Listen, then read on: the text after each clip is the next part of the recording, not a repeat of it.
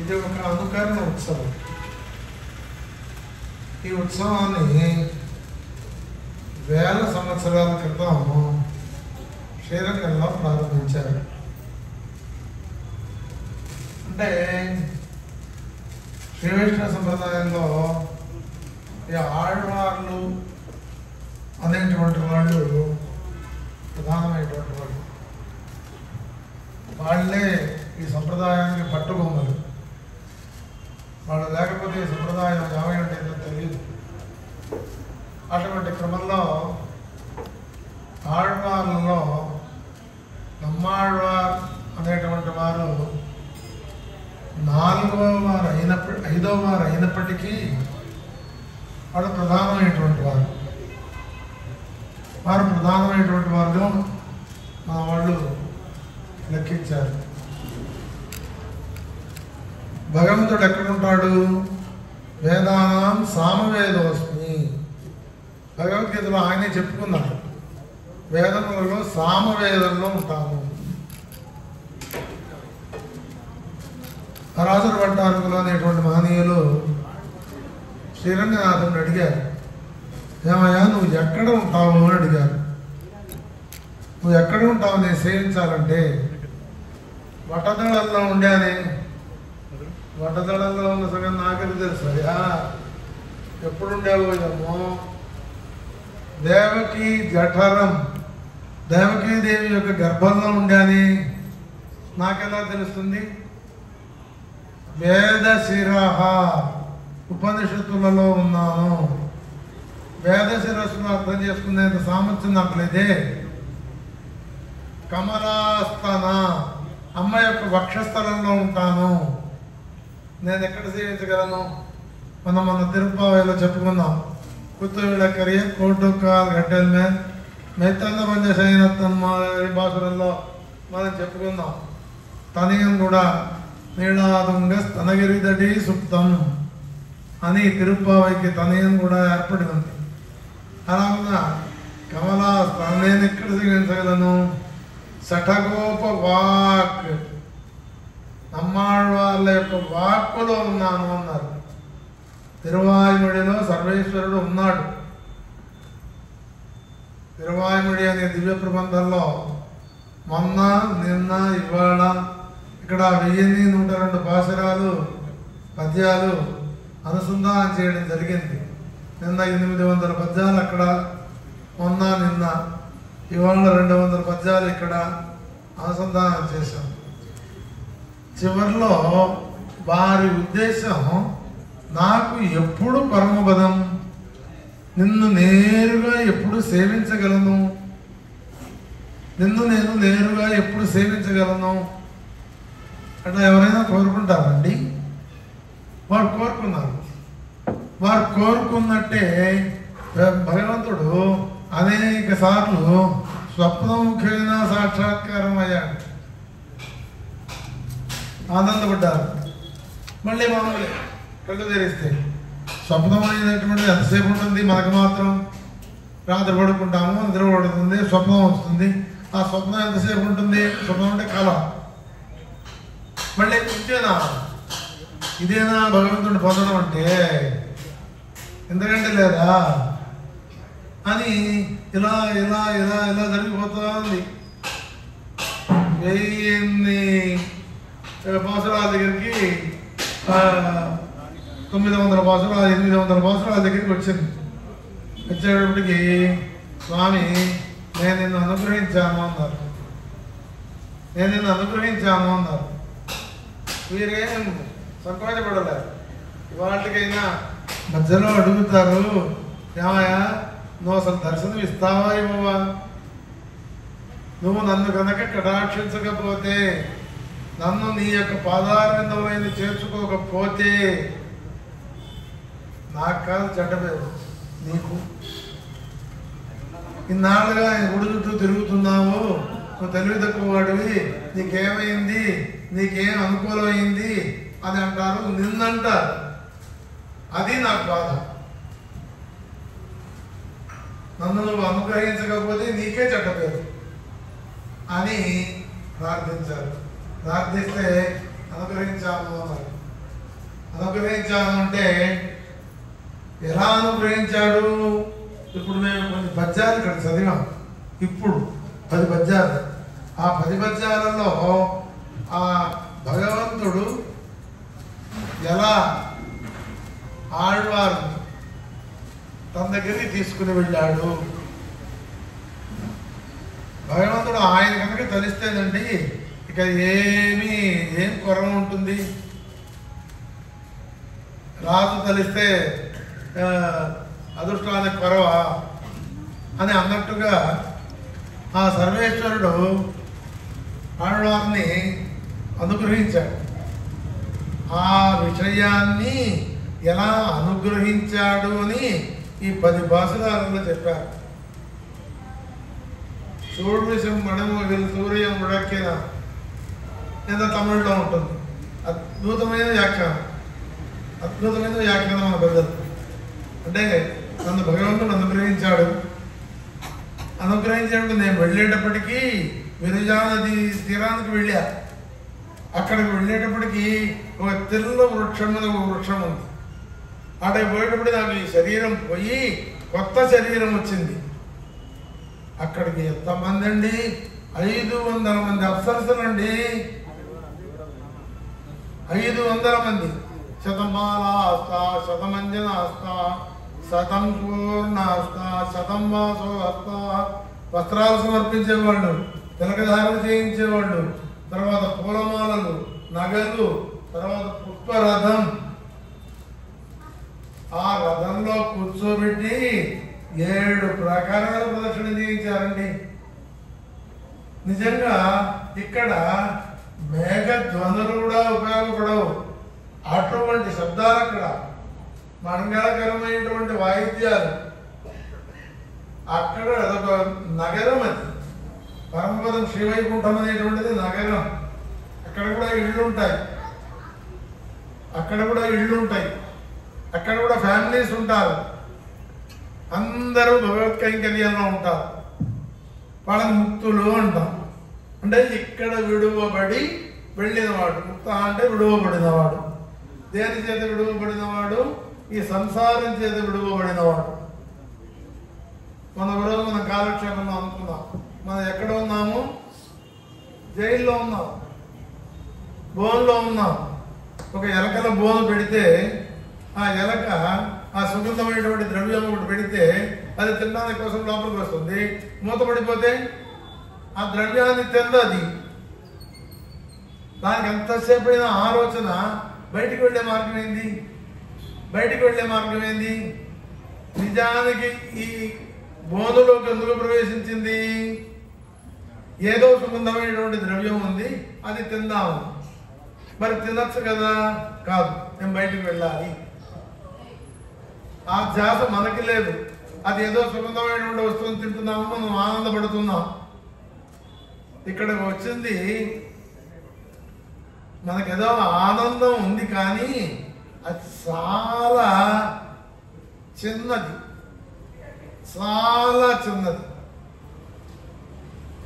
దానికి మన పెద్దలు చెప్పారు. ఒకడట అడవిలో వెళ్తున్నాడు, పెద్ద పులి తవ్వుతుంది. భయపడి పరిగెత్తాడు పరిగెత్తాడు పరిగెత్తాడు పరిగెత్తాడు పరిగెత్తాడు పొరపాటున ఒక బావి, నేల బావి, దానికి ఏదో తాటాకులు కప్పేట్టున్నారు, మూత పెట్టేట్టున్నారు. దాని మీద అడుగు వేశాడు, పడ్డాడు. అడుగు వేశాడు, పడ్డాడు. పడేటప్పటికి వాడికి అదృష్టం బాగుండి ఆ పాత బావి, ఆ బావి అంచుల్లో ఒక మర్రి చెట్టు కొంచెం బలంగా ఉంది, ఊడలు కూడా ఉన్నాయి. తప్పి ఒక ఊడ పట్టుకున్నాడు, వెళ్ళాడుతున్నాడు. పైన పెద్ద పులి. దిగుదామా అంటే కింద నల్లతాసులు ఉన్నాయి, కింద నల్లతాసులు ఉన్నాయి ఆ బావిలో.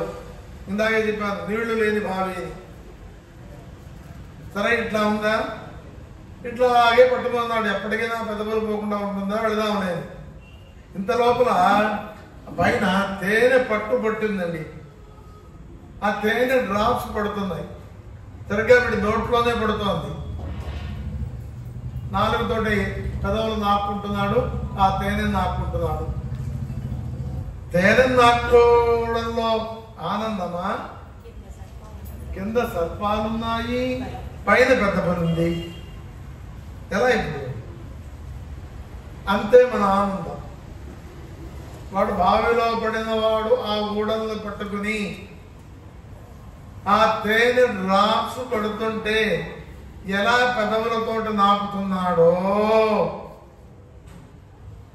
అది ఆనందమా? మనకి అంతే. ఇక్కడ నాకు ఇవాళ ఆనందంగా ఉంది, నేను 10 రూపాయలు ఇస్తాననుకుంటే 25 రూపాయలు ఇచ్చారు. ఇదే కదా మనం సంపాదనే కదా, అంతకంటే ఏం లేదు. ద్రవ్యం సంపాదించడమే, దానికే ఆనందపడుతున్నాం. లేకపోతే మరొకటి అదే ఆనందం కాదు, అదే ఆనందం కాదు, శాశ్వతమైనటువంటి ఆనందం కానే కాదు అని మన పెద్దలు చెప్పారు.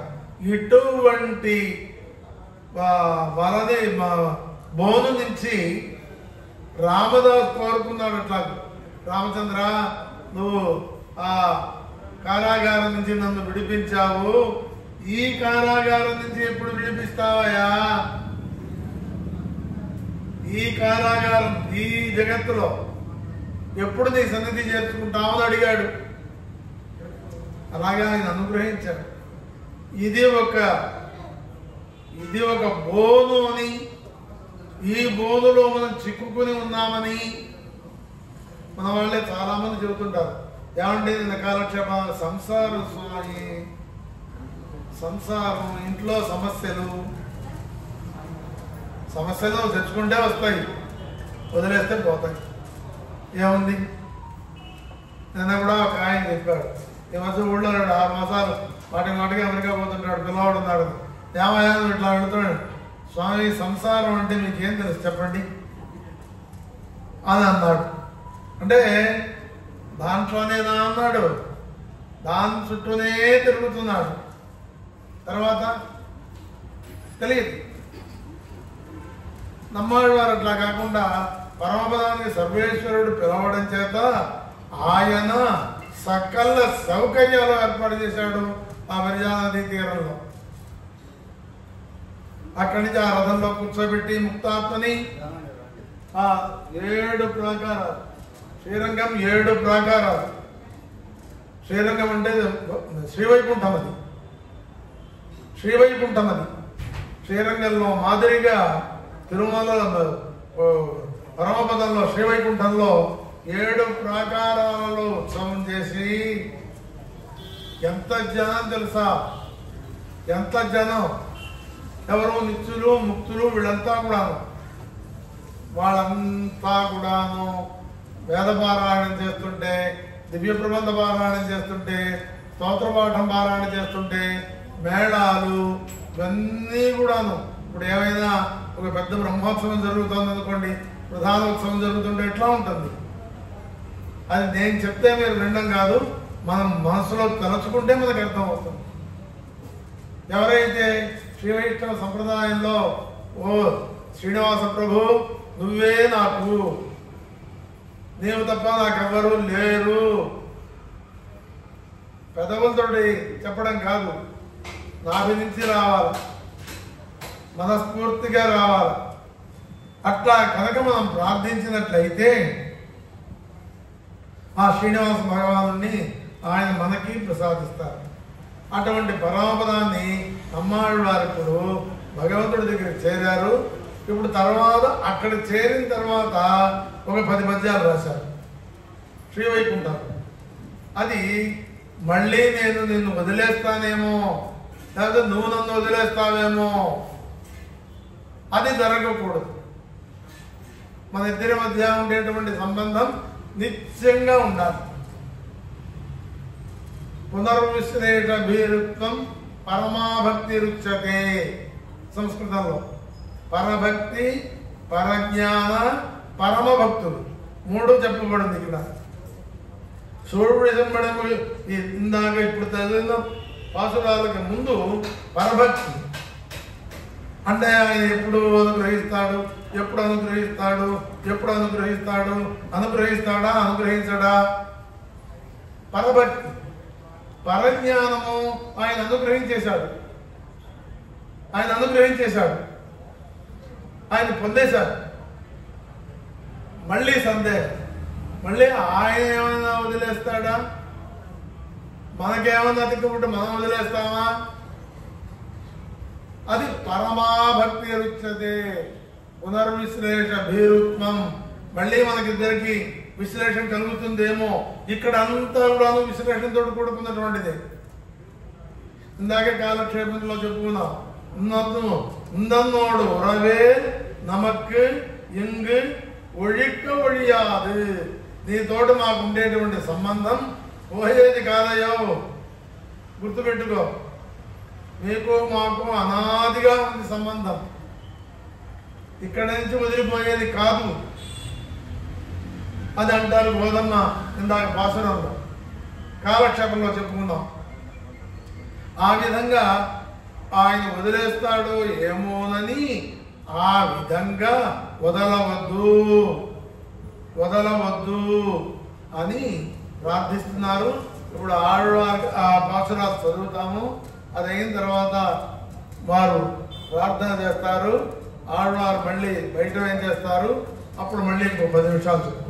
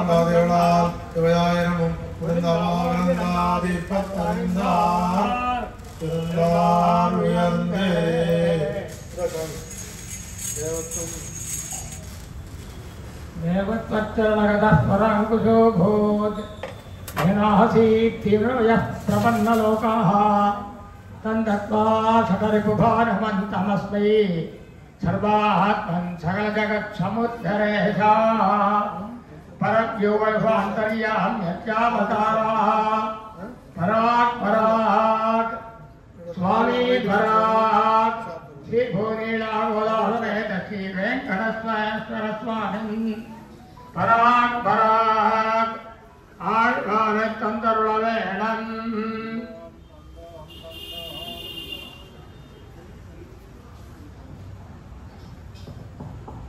ఇప్పుడు నమ్మాళ్వారు పెరుమాళ యొక్క తిరువడిగలు చేరారు. ఆయన యొక్క పాదారవిందంలో ఆయన ఉన్నారు. ఇందాక విగ్రహం ఉండింది కదా, ఇలా తిప్పారు కదా, ఆయన కనపడలేదు కదా, వారే నమ్మాడు. వారు ఇప్పుడు ఎక్కడున్నారు? భగవంతుడి యొక్క పాదారవిందంలో ఆయన ఉన్నారు. వారిని వీరు ప్రార్థించారు పెరుమాళని. స్వామి, అమ్మవారి వారిని మంచిగా చేసుకెళ్ళావు, మా లోకమంతా చీకటి అయిపోయింది, మాకు అజ్ఞానం అనేటువంటిది చీకటి కమ్మేసింది, మా నమ్మాడి వారిని మాకు ఇవ్వవలసింది అని అంటే అచ్చగా స్వామి అందో ఇచ్చాము ఇచ్చాము ఇచ్చాము అన్నారు. అమ్మవారు శ్రీవైకుంఠం వెళ్ళి సర్వేశ్వరుడి దగ్గర ఆయన ఒళ్ళో కూర్చున్నారండి. ఆయన ఒళ్ళో కూర్చున్నారు. నిజంగా మన పెద్దలు ఇచ్చేటువంటి వ్యాఖ్యానాన్ని కనుక మనం చెప్పుకుంటే మనకు ఒళ్ళు పులకరిస్తుంది. ఇందాక చెప్పాను కదా 7 ప్రాకారాలు ఉంటాయి అని. 7 ప్రాకారాలు తిరిగారని అనుకున్నాం కదా. నేరుగా లోపలికి వెళ్ళారు. ఆయన దగ్గరికి వెళ్ళడంతో కోసి, ఎవరు నువ్వు? అహం బ్రహ్మాస్మి, నేను నీ అంతటి వాడిని అని అంటే చెయ్యి ఇచ్చి పట్టుకొని పైకి లాక్కుని ఆ ఆదిశేషుడు పడగని ఆదిశేషుడు చుట్ట వేసుకుని ఉన్నాడు. ఆ చుట్టని తొక్కి పైకి పెడతాట. ఈ జీవాత్మ ఆయన అలా ఆలింగనం చేసుకుని, ఎలా ఆలింగనం చేసుకున్నారు అని అంటే ఇంకే భరతమారోప్య ఉదిత పరిషస్వజే అనే విధంగా, ఏ విధంగా అయితే పట్టాభిషేక సందర్భంలో భరతుణ్ణి రామచంద్రమూర్తి పిలిచి భరత ఇట్రా అని తన ఒళ్ళో కూర్చోబెట్టుకుని గట్టిగా ఆలింగనం చేసుకుని ఈ మెదడు వాసన చూచి ముద్దు పెట్టుకున్నాడు. పిచ్చివాడ, నన్ను నాన్నగారు అరణ్యవాసం చేయమన్నారు కానీ నువ్వెందుకు ఈ గడ్డాలు పెంచుకున్నావు? నువ్వెందుకు అనవసరంగా సింహాసనంలో కూర్చోకుండా అక్కడెక్కడో కూర్చున్నావుట? ఇట్లా అంతా యోగక్షేమాలు అడిగాడు రామచంద్రమూర్తి. ఈ యోగక్షేమాలు సుమారు ఒక 80-90 ప్రశ్నలు ఉన్నాయి. ఇంకా అవన్నీ చెప్పుకుంటే భలే ఆనందం వేస్తుంది. నువ్వు ఇందాక ఎక్కడికి వెళ్ళావు? నన్ను వదిలేసి భగవంతుడికి జీవాత్మకి సంభాషణ. ఎవరితో ఉండావు? ఇక్కడికి ఎలా వచ్చావు? చివరికి చాలా కాలం అయింది నన్ను వదిలేసి నువ్వు వెళ్ళి అని ఈ విధమైనటువంటి యోగక్షేమాలని కూడాను ఆ భగవంతుడితో మనకి కలిగి అమ్మ చేతికిచ్చి మీరు ఇక్కడ నిత్యకైంకర్యంలో ఉండండి. ఆ ముక్తులతోటి నిత్యసూరులతోటి కలిసి అక్కడ శ్రీవైకుంఠాలు మనకి ఇష్టం వచ్చినటువంటి పని మనం చేయొచ్చు. మనకి ఇష్టం వచ్చినటువంటి తిరువారాధన చేయొచ్చు, లేకపోతే వంట చేయవచ్చు, చిమ్మవచ్చు, ఇది అది అని లేదు. ఆయనకి ఏ విధమైనటువంటి అలంకారంగా కావాలో ఆ విధంగా కూడా అవ్వచ్చు. ఆ విధంగా నమ్మాళ్ళవారు పరమపదానికి చేరారు అని ఇప్పుడు మీరు ప్రార్థించడంతో ఆ సర్వేశ్వరుడు ఆ నమ్మాళ్ళవారిని మీరే తీసుకోండి పంపిస్తున్నారు. ఇప్పుడు ఏమిటంటే ఒక మంచి వస్తువుని అందరూ కోరుకుంటారు కదా, పరమపదానికి వెళితే మనం ఏం చేయాలి? మా సంగతి ఏంటి? ఇక్కడ నమ్మాళ్ళవారు ఉంటేనే మాకు జీవనం, లేకపోతే లేదు అని అంటే మీకు అన్నీ కూడా ఉంటాయి అని ఆళ్వారిని మనకి అందజేశారు. దాన్ని వారు ప్రార్థించారు. ఇప్పుడు మిగిలిన పద్యాలు చదివేసేసి ఆడుకోవచ్చు.